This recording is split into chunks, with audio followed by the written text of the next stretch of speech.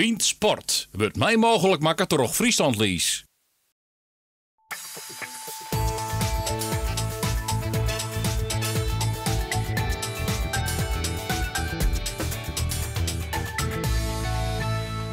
Joen, het is vreed, 6 maart, dus weer een vertrouwde Bient Sport. Maar Joen aan tafel, de trainer die het Jereveen Swingelid, Dwight Lodewegers, sportjournalist van de Ljouwerterkranten Johan Mast en collega sportverslagjouwer Geert van Thun. En de komende 24 minuten zit het betellen voetbal dus centraal. Op internet gaan we trouwens nog wat langer terug. Zocht ervoor op omroepfriesland.nl. Nou eerst het seizoen van Jereveen ontnota in 30 seconden. En dolle vreugde bij Joris van Overheem en alles wat met Dort te maken heeft.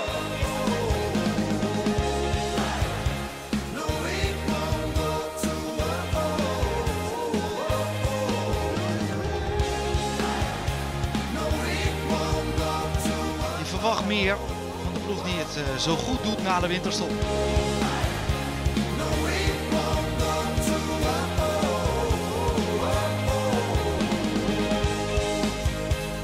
Het 1-2'tje door het midden dan. Wat een mooie bal weer. Ja, heren, welkom. We gaan praten. We kunnen gewoon Fries praten, want jou verstaan ik gewoon Fries. Maar alle vragen rechtstreeks naar jou, die gaan in het Nederlands. En u zat net te kijken naar de beelden en u kunt er gewoon zichtbaar weer van genieten, soms. Nou, de laatste was volgens mij dat Henk Veerman, dat die scoorde. En dat vonden we allemaal zo prachtig voor die jongen. Dat hij in zijn debuut en dan zo'n moeilijke goal, zo'n stiftgoal geloof ik. Hè? Ja, daar kun je van genieten. Ja, maar het seizoen tot nu toe, als je dat nou moet samenvatten in 1 woord, welk woord zou dat nou zijn? Voor mij zou dat woord groeiend zijn. Groeien. Ja. Want? Nou, als je kijkt naar hoe wij begonnen zijn en waar we nu zijn, dan moet je even niet naar afgelopen zondag kijken, maar daarvoor, de periode na de winterstop, hebben we denk ik echt stappen gemaakt. En dat zijn we mooi aan het doorzetten zo. Dus ik denk dat we echt de goede kant op gaan. Ja, Johan, daar komt haast alle weekend in het Abelense stadion en ik de uitwedstrijden. Sjosto die groei ik, verneemt dat het ik?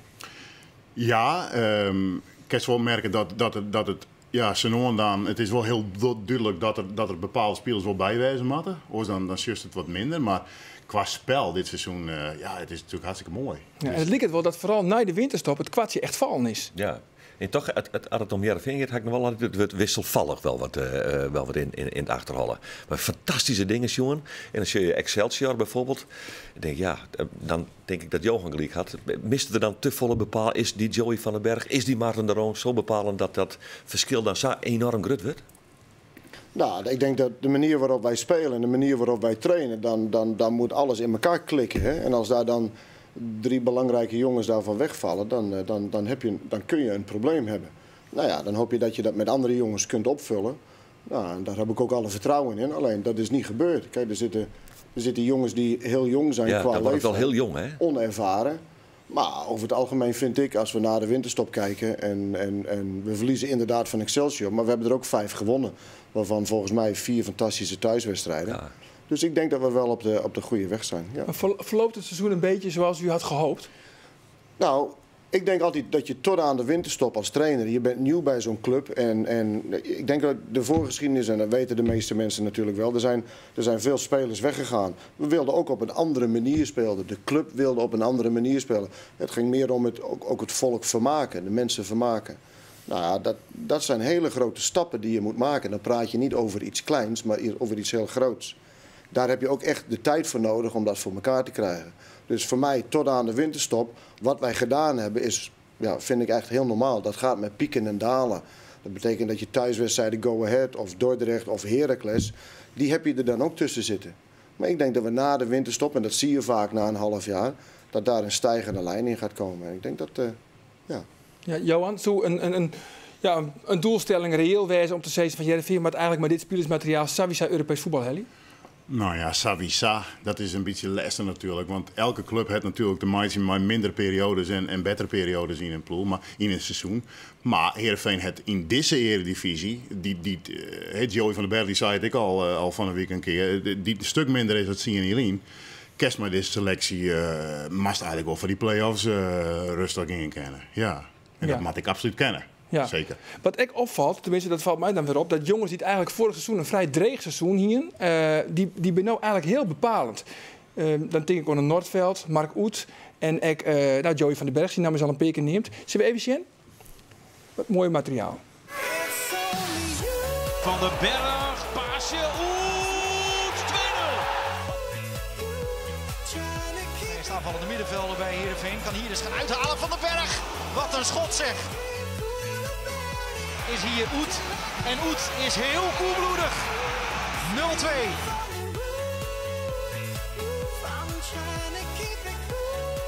Voor Ayoub en de redding van Noordveld. Rebound, weer Noordveld. Ja, Johan, welke van deze treien had hij het meest verrast eigenlijk? Nou, verrast. Van den Berg is gewoon in die zin is een verrassing. Die stiet nou dat jipper, wat aanvallender. Dat doet hij gewoon hartstikke goed. Oet, dat is op zich wel grappig. Doet hij dus naar Heracles moest. Tenminste, doet hij naar Heracles gong. Toen zijn ze bij Heerenveen net zien hem zitten. En ja, die doet het gewoon fantastisch goed. En, bij Heerenveen dan bedoelst je Riemen van der Velde, Foppe de Haan. Nou ja, Foppe de Haan, maar in elk geval de beleidsbepalers, Riemerik, die zeggen het net zo goed in Oet zitten als dat hij het nou brengt. Dus dat is dan wel grappig. En Noordveld die had me voorgesteld van ja, die had heel lang leren maken het Nederlandse spel. Dus het inspelen, het pasen, wie wel. En dat doet hij nog volle beter. Ja, maar u heeft eigenlijk gewoon Oet, ja, je moet er geduld mee hebben, maar u heeft hem gewoon aan de praat gekregen. Hoe doe je dat dan? Nou, ik denk, als je als trainer begint bij een club, moet je dingen duidelijk maken. En dat gaat ook om duidelijk maken hoe je met elkaar omgaat. Dus er zijn bepaalde regels, maar ook duidelijk maken in de speelwijze.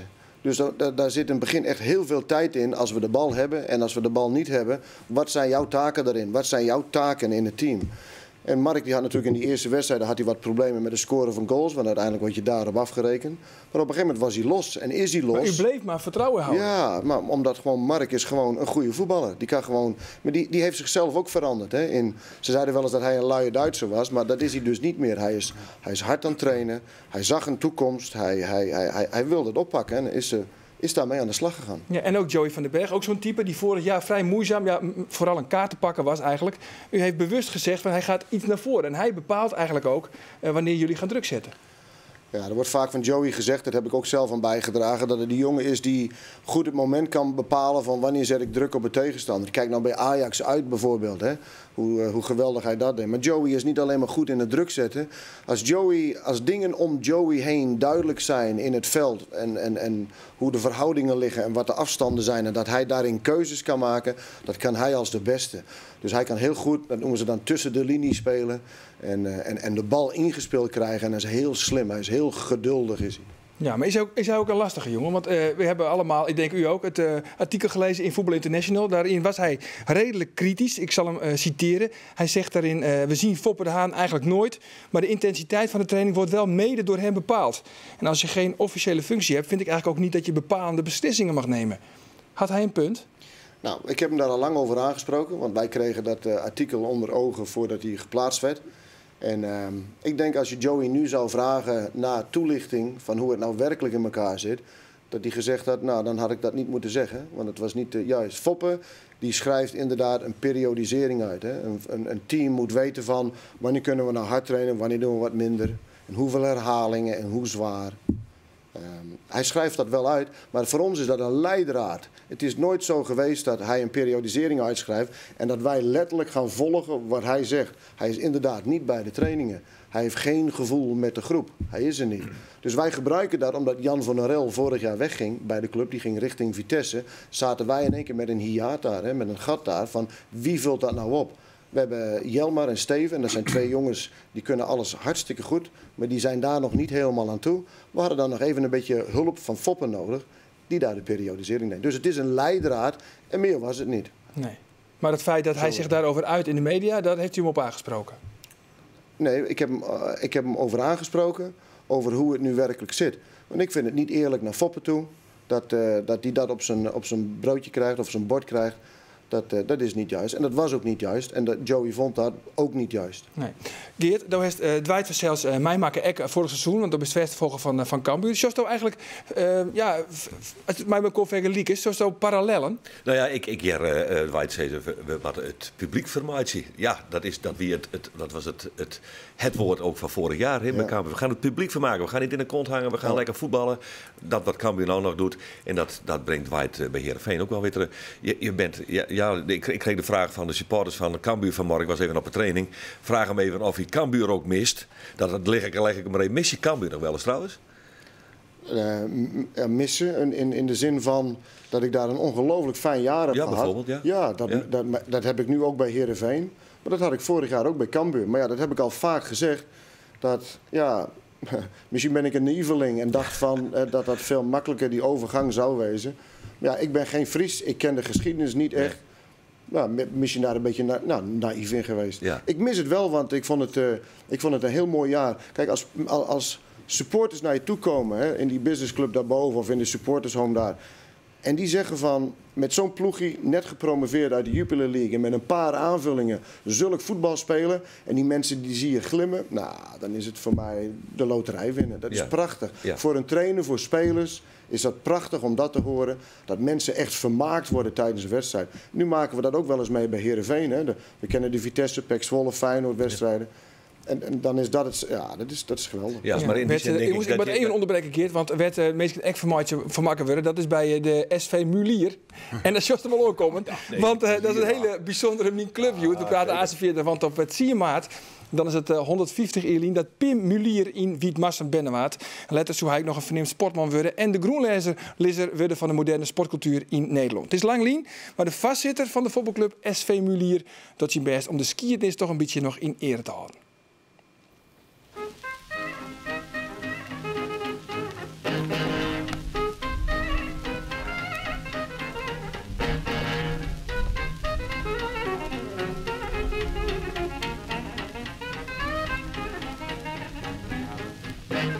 Beste mensen, ik heb vandaag de eer om uw nieuwe tractor te mogen dopen.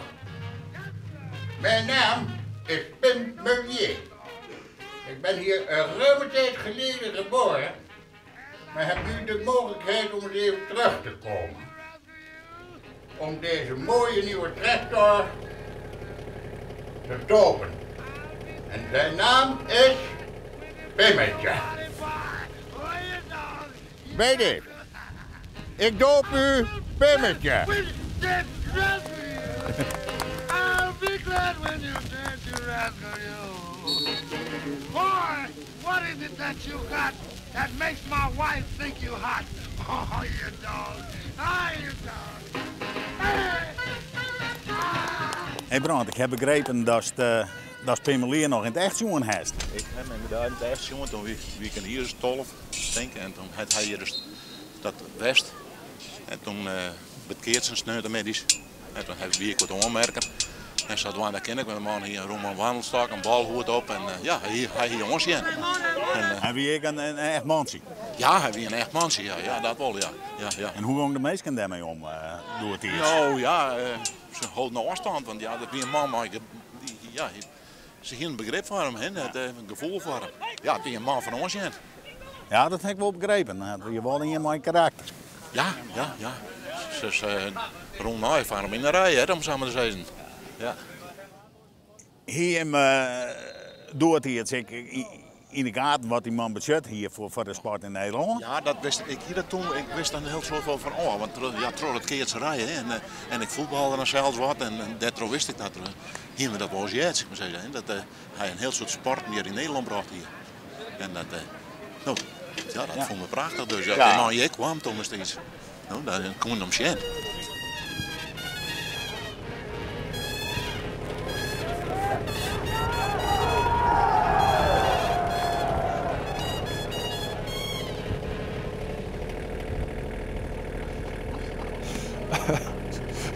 Snor. Maar goed, wil jou eens een keer bij jouw club in de skiwerpen steken? Mail dan naar bient@omroepfriesland.nl. Geert, wie met die blum, maar hier is nog een vraag verdwijnt. Ja, nee, ik zit nog even voor die snor. Die mag ik even. Nee, de vraag wie eigenlijk van dat ik in Dwight gewoon, want je bent volgens mij gewoon een geweldig authentiek mens, dat je in die opvatting van voetbal, zo wil ik voetballen, niet wezenlijk anders bij Heerenveen bezig bent dan bij Cambuur. Ja, eigenlijk op dezelfde manier. Ja, heel veel. Ja, wat ik bij Cambuur deed, dat heb ik daarvoor ook bij andere clubs geprobeerd te doen. Hè. Iedereen heeft een zienswijze in hoe wil je graag voetballen spelen. En ik vind ook dat het een beetje bij de cultuur van Nederland hoort. Hè? Van, we willen graag de mensen vermaken. Soms doen ze daar wel eens denigrerend over. Maar ik vind dat een heel belangrijk aspect. En natuurlijk, resultaat is heilig. 3 punten, die zijn altijd weer nodig. Elk weekend weer. Je wordt er elke week ook op afgerekend. Maar als dat kan met goed voetbal en aantrekkelijk voetbal... Ja, dat vind ik wel heel mooi. Aanvallend voetbal ook. Ja, maar omdat het gewoon bij Nederland hoort. Nederland, als je Nederland gaat ontleden en je zegt van... Wat houdt nou de cultuur van Nederland in? Dat is, we hebben weinig grondstoffen. We kennen onze talen. Wij zijn een dienstverlenend landje. Dus wij moeten haantje de voorste zijn in de economieën in de wereld. Toch niet? Wij zijn dienstverlenend. Dus wij moeten overal van op de hoogte zijn. Dus ook in... Wij moeten innovatief zijn. En zo is ons voetbal eigenlijk ook. Ga je andere landen ontleden, zul je datzelfde zien. Van Brazilië, alles moet mooi en prachtig. En voetbal moet ook zo zijn. Italië, dat gaat om het resultaat. Het is catenaccio. Japan is weer...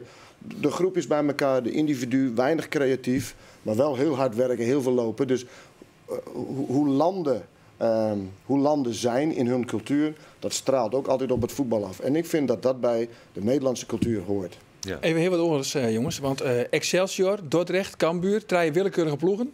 Ze hebben een paar dingen gemeen. Ze spelen op kunstgas en ze winnen van Heerenveen. Ja, Heerenveen en kunstgas, dat is nog net altijd een gelukkige combinatie. Hoe is dat nou toch mogelijk? Ja, hoe is het mogelijk? Ik zeg toevallig dus zouden een snijden in Excelsior. En dan heb je toch het gevoel... Dat ze op het kunstgras van Tialf aan het wandelen binnen. Wilst Excelsior dat wend is om op kunstgras te spelen, het is toch een achterstand. En maar ze hebben een kunstgasveld. Ja, maar het zie je wel dat ze hun daar net achter verschoelen, net in je, na de tijd. Maar toch denk ik van, het is een ander spelletje draait. Ja, ik zeg dus van niet. Want ik zat vorig jaar ook bij Cambuur. Toen kregen we nak. En toen zei een van die spelers ook van, dat die kunstgras niks vond. Toen zei ik ook van, nou wend er maar vast aan. Want je zult er nog vaak op komen te spelen. En zo is het ook. Hè. Wij kunnen daar hele weken op trainen bij ons op SKW daar.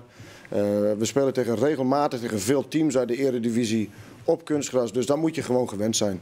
En dat mag je niet als excuus gebruiken. Want dan hebben wij in de voorbereiding... Dat zegt Johan ook niet, maar hij zei, jullie gebruiken het niet als excuus. Terwijl zijn indruk toch is dat het wel in jullie nadeel is. Nou, jullie gebruiken het niet. Maar dat is inderdaad... Dan zou dat een excuus zijn. Nee, wij hebben kunstgras, dus wij kunnen daar zoveel op trainen...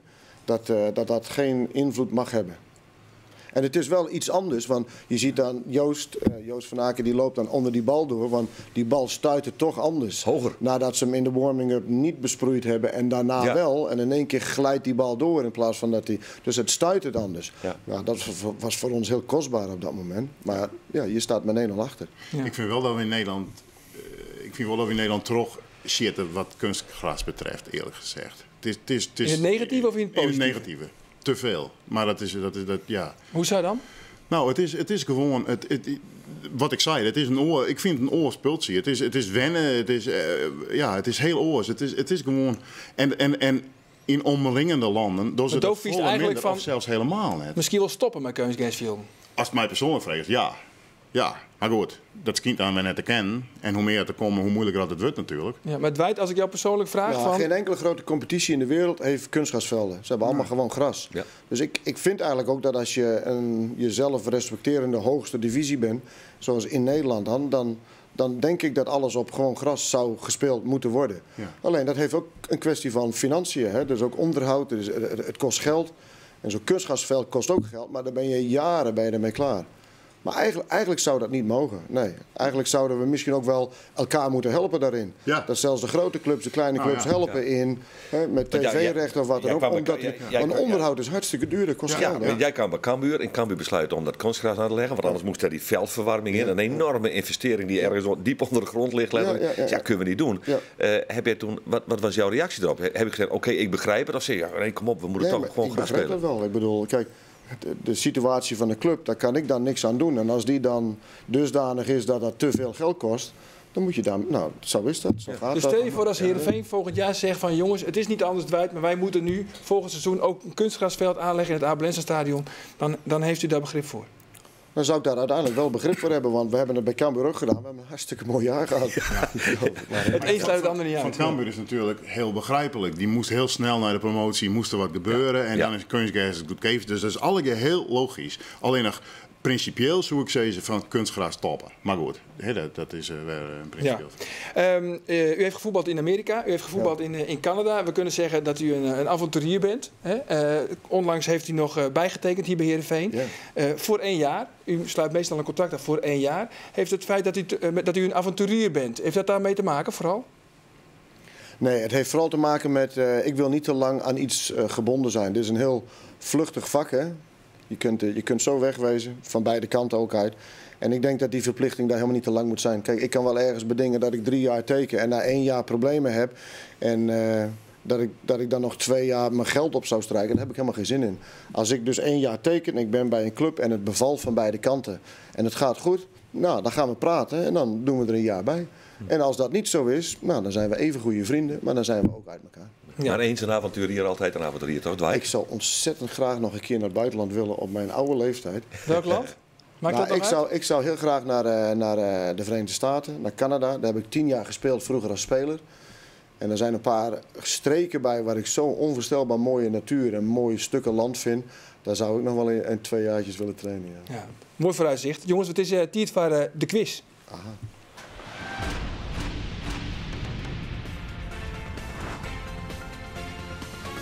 Dit hebben we weer, mooi de quiz. En deze keer gaat het over Miralem Soleimani. Van hockeyclub kwam Soleimani in 2007 naar Sportclub Heerenveen. Is het A, Partizan Belgrado? Is het, is dat net de oorclub van... Ja, de oorclub van Berend Schootstra, de VV Boetenpost. Of is het C, Rode Stijl Bergado? Mail je antwoord van Waasje naar bient@omroepfriesland.nl en win.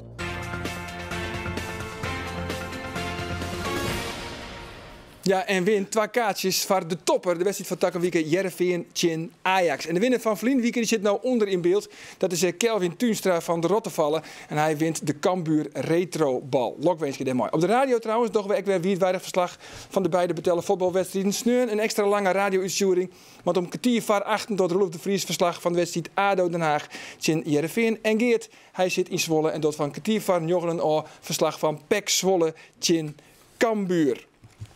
Geert, ben er Dovies van der Monnik bij de trainer bij Cambuur? Ben er nog opmerkelijke zaken? Barto in de punt lezen? Ja, Barto in de spits, want Betje die had de griep gewoon. Die is het wel weer mooi traind. Kan op de bank beginnen, maar is nog net verder genoeg voor de basis. Hetzelfde geldt voor Michael Rosheuvel. Die heeft een traap op de Vreefhoorn. Joert ook weer goed mooi traind, zit ook op de bank. Dat betekent dat de Ridder en Narsing op de vleugels staan. Barto in de spits, het middenveld hetzelfde bloot. Vitas die het skorst is. Dat betekent dat de Ravens wat vervangen worden. Maar opmerkelijk, Wout Drosten, net echt lekker in vorm, is vervangen door Marlon Pereira.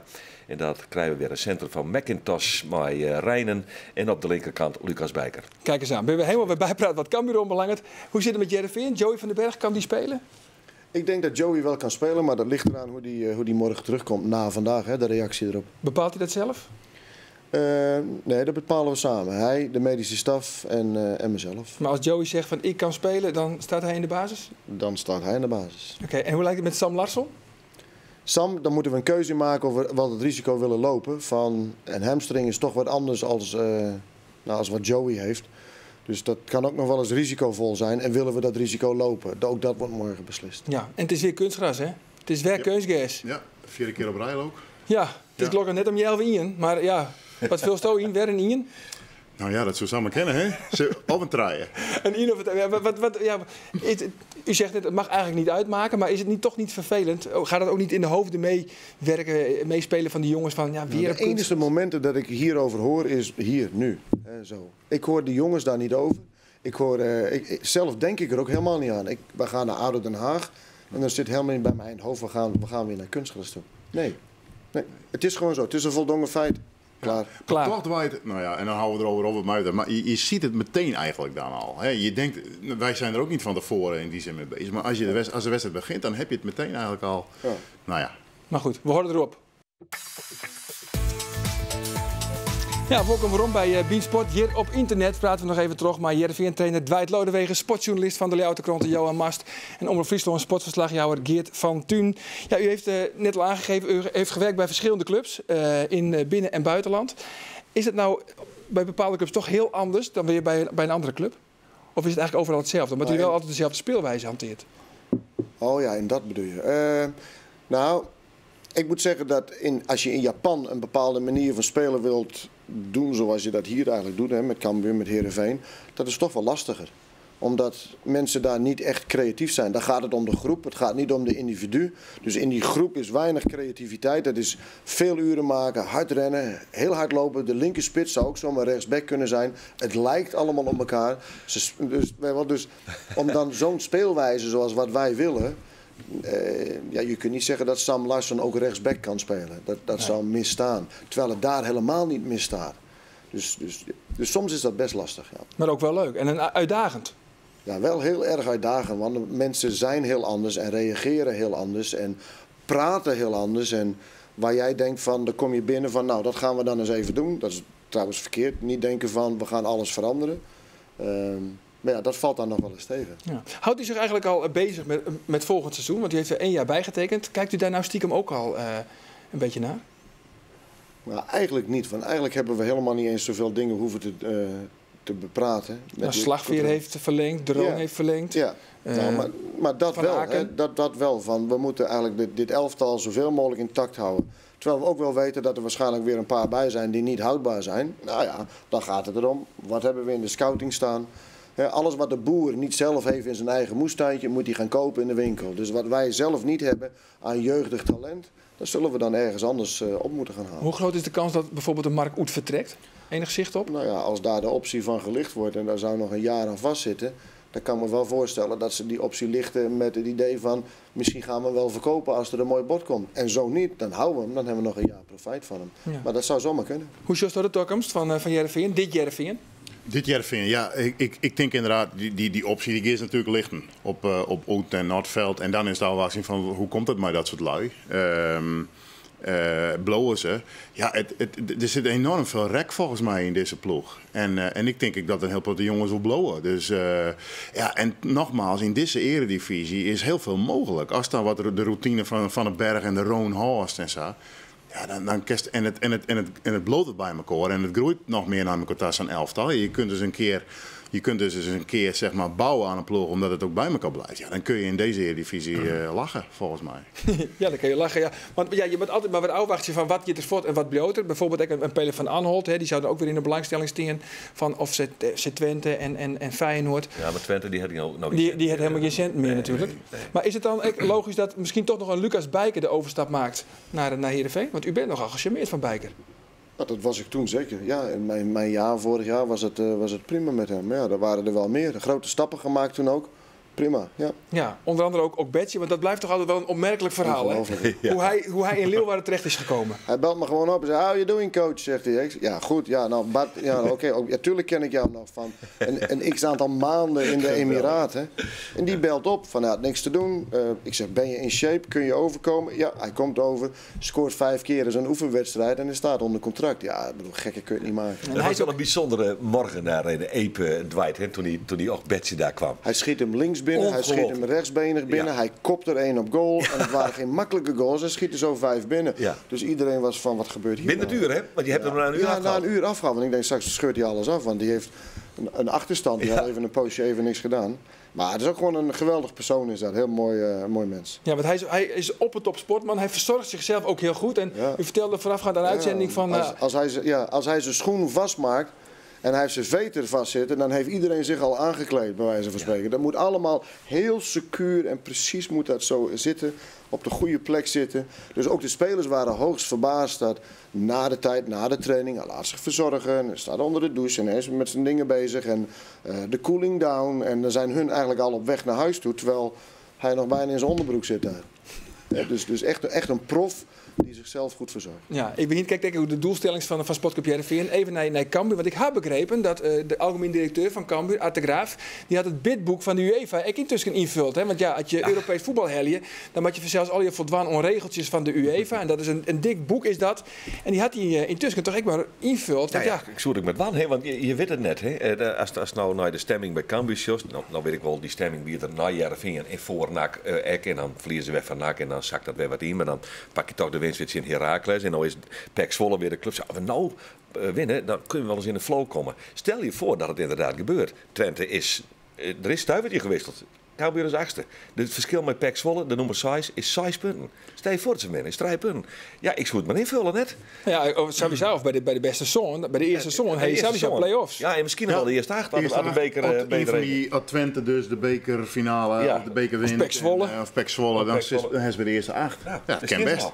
Ja, dus vul maar in. Ik ben wel mijn hart eerst. Ja, maar dat maakt Cambuur Heerenveen in de play-offs. Het is geweldig. Cambuur Heerenveen in de play-offs. Dat grappig zijn er niet.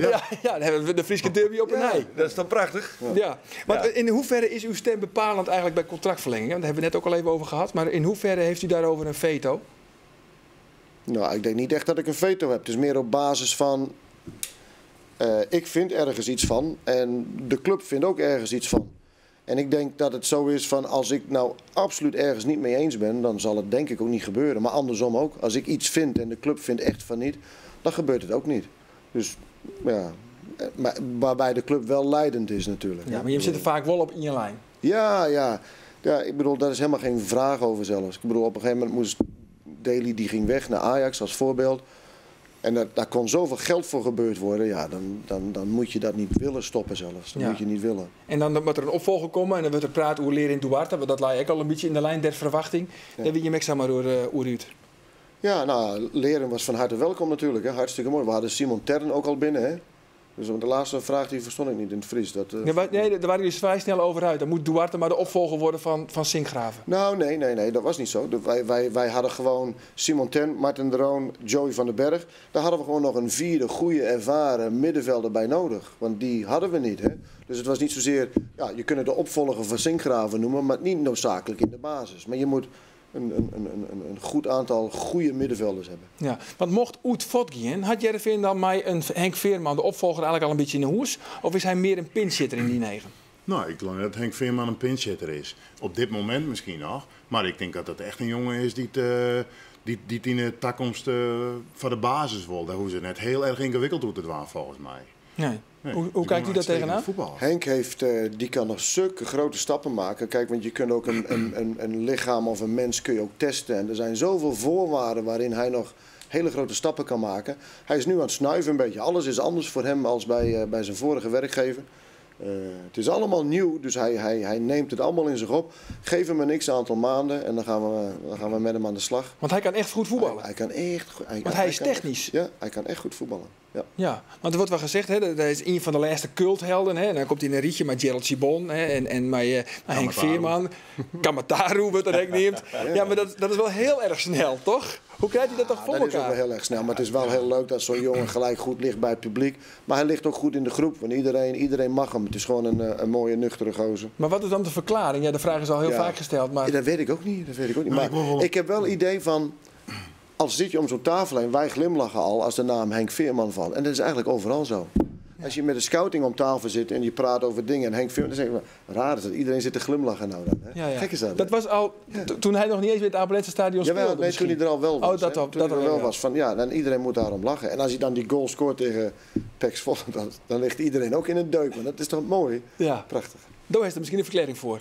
Nou ja, Henk Veerman die heeft natuurlijk je ziet je daar natuurlijk wat op mijn rij zit te zetten. Het is een jongen die heeft een ongelofelijke carrière natuurlijk. 4e klas, verdediger. Die zei sinds je trainen van, als je mij nou waarom trappen ze daarvoor nooit eens een bal erin. Nou, doe het dan zelf. En die trapte 3 of 4 trapt hij erin. Het was waarschijnlijk 3. Het wordt een fjouwer in de beleving natuurlijk. Vervolgens gaat hij naar dat is 4e klas. Vervolgens gaat hij naar de hoofdklas. Wordt er ik topscorer.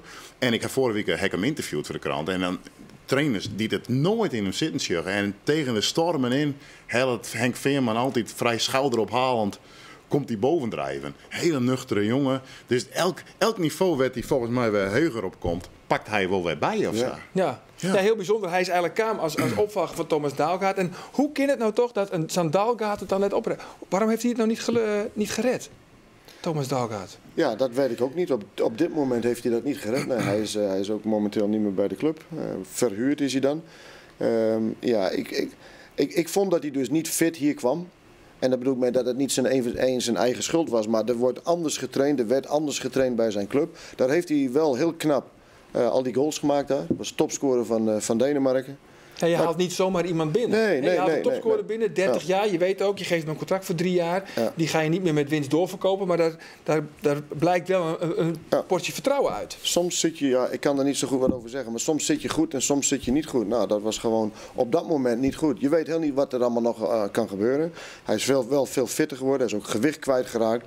Maar hij moet nog wel wat doen. Ja, maar hij komt wel weer terug straks natuurlijk. Ja.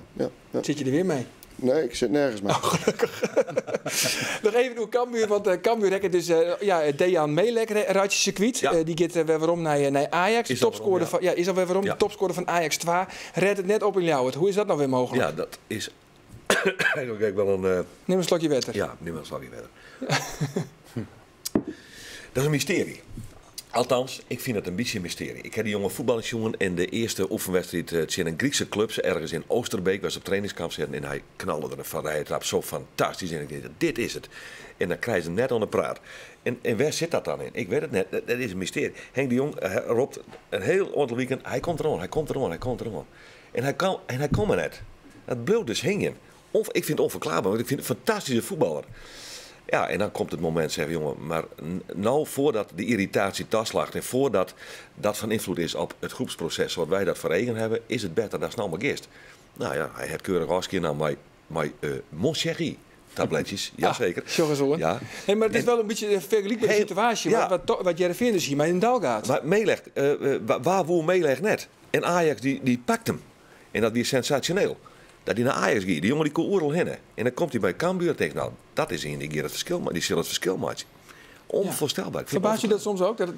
Dat je denkt van, die gaat echt redden, voor, hè? die spelen. En dan komen ze er toch net niet. En je hebt het ook wel eens andersom. Dat je denkt, nou, dat valt nog wel mee. En dat kan soms in een seizoen gebeuren. Hè? Dat je denkt van, Sam Larsson als voorbeeld. Hè? Ja. Van, voor de winter, dan was hij rond de middellijn heel dreigend. En dan richting de goal was het eigenlijk weinig effectief wat hij deed. Hè? Het was net of de band leegliep daar. Hè? En na de winterstop is hij natuurlijk fantastisch. Dus zelfs in een seizoen kun je hele grote stappen maken. Ja. Johan, er was volle vaker Sjosto wedstrijden van Jereveen. Ik ben oren trainers. Wij Ron Jans hebben gehoord, Marco van Basten. Vies er nou echt dat Jereveen oors voetbal het eigenlijk werd dit seizoen? Oors speelt? Ja, zeker, absoluut. Ja, ik bedoel, attractiever? Attractiever, zonder meer. Maar ik denk als dat elke die daar op de tribune zit die er hier in je voorzitten, die shit dat wel. Dat is gewoon zo. Het wie toch wel onder Ron Jans en onder Van Basten sowieso ik. En daarvoor onder Trond Solital wie het toch wel meer reactievoetbal. En nou is, wat wij in het begin van het verhaal ik al zei, het is volgens mij hetzelfde basis. Maar Foppe de Haan speelt toch eigenlijk ook al countervoetbal? Foppe de Haan? Foppe de Haan. Nou. Wie toch alleen nog maar echt attractief onder Gert-Jan Verbeek? Nee, dat geloof ik niet. Nee? Wie was dat onder Verbeek was wel het mooiste en daarmee het resultaat. Onder Verbeek, het Heerenveen gewoon echt, dat ben we haast vergeten in 2008, om het landskampioenschap Koens op een gegeven moment mee te gaan. Onder Trond Solly trouwens ik nog, een jaar later, en zelfs onder Ron Jansen al, dat ben we wel eens vergeten. Maar het voetbal onder Verbeek, dat weer echt heel mooi. En dat is wat we nou wel wat we omzoeken. Nou, dat is mooi natuurlijk. Kan het ooit nog zo... Is het nog überhaupt realistisch om te zeggen dat Heerenveen nog een keer mee gaat doen op het kampioenschap? Überhaupt, ooit? Ja. Nou ja, dat weet ik niet. Dat ligt er of je een x-aantal belangrijke spelers langer kunt houden. Kijk, ik ben wel heel blij dat bijvoorbeeld een Martin de Roon bijgetekend heeft. Ik ben ook blij dat Joey blijft. En dat Luciano Slagveer bijgetekend heeft. Het zou mooi zijn als we Oud en Noordveld ook kunnen houden. En dan heb je daar een geraamte staan. Ja. En als je daar een x-aantal jaren mee verder kunt met jonge jongens die er eventueel bij gaan komen. Nou, dan gaat u nog meer weg. Nee, nog eventjes, nog Canada, nog Amerika. Een paar jaar tussen. Nog een paar, even tussendoor naar Canada en dan weer terug naar Heerenveen. Heren, tegen dank van je komst. Het was het wie gezellig, ons Safir, Beansport op internet. Dank voor het chen. Vandaag nog een hele gezellige joen en alvast een goed weekend te wezen. Dag.